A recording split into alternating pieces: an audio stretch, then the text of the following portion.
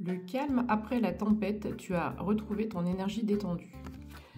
Alors c'est un très beau message. Tu vois maintenant avec les yeux de la sagesse, avec le chiffre 48.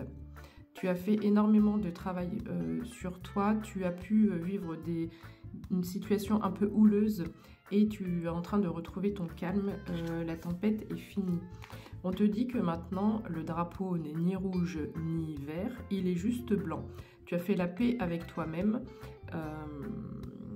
probablement avec une situation et probablement avec ton entourage, une ou des personnes. Donc le drapeau est blanc et les couleurs autour sont très lumineuses, très colorées, d'accord? Ce qui annonce quelque chose de très positif.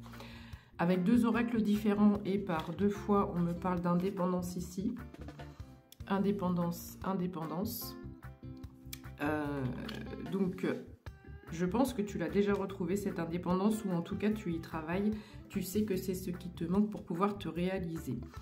Ici, on te parle d'un message de pardon et c'est un message à transmettre.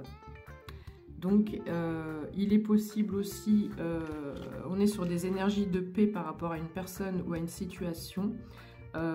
C'est comme sur un ring de boxe et on jette le drapeau blanc.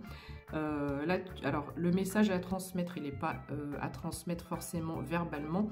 Si c'est quelqu'un, si la situation t'a énormément pesé, mais pardonner ne signifie pas oublier. Mais on te dit que pour toi, pour avancer, tu as encore ces énergies qui peuvent éventuellement bloquer pour aller vers ta paix intérieure complète et totale. Donc tu peux faire ce travail de pardonner, mais sans forcément le dire, tu vois, pour toi en fait. Par deux fois aussi, on me parle d'effet miroir ici avec deux oracles différents. Donc je pense que la situation où la personne est venue réveiller chez toi certaines blessures, et c'était absolument volontaire pour que tu puisses acquérir les yeux de la sagesse que tu as aujourd'hui et cette indépendance que tu as ou vers laquelle tu tends, d'accord? Et ainsi que l'énergie détendue. Alors, ici, on te dit « Ma vie est la manifestation de mon rêve, c'est une œuvre d'art. À toi de faire en sorte que ta vie maintenant devienne une œuvre d'art. Toi seul, tiens les ficelles de ta vie.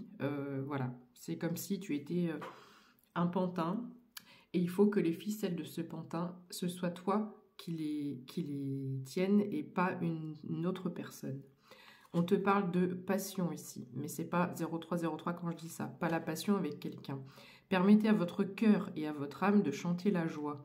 Donc pour être encore mieux, pour te sentir encore mieux, il te manque le côté légèreté et mettre de la joie dans tout. Voilà, essayez de, malgré toute la situation, malgré plein de choses qui se passent dans ta vie, on te dit ici d'essayer d'avoir le cœur léger et d'y mettre de la joie. De chanter, de danser, voilà. Et ça, tu dois réussir à le faire seul. Donc, je pense que c'est l'exercice peut-être le plus difficile, de réussir à être en joie tout seul. Tu peux te raconter des blagues aussi. Moi, des fois, je me fais rire toute seule. On te dit que c'est comme ça que tu vas aller vers ton rayonnement, avec le chiffre 19. Tu as déjà fait un énorme travail. Les énergies que je ressens, elles sont vraiment très, très posées, très, très belle, positive, bénéfique. On va vers quelque chose de beau et de bon. Mais là, ce sont des petits conseils pour peaufiner le truc. Alors, ici, on te parle enfin de changement imminent et que tu as la clé.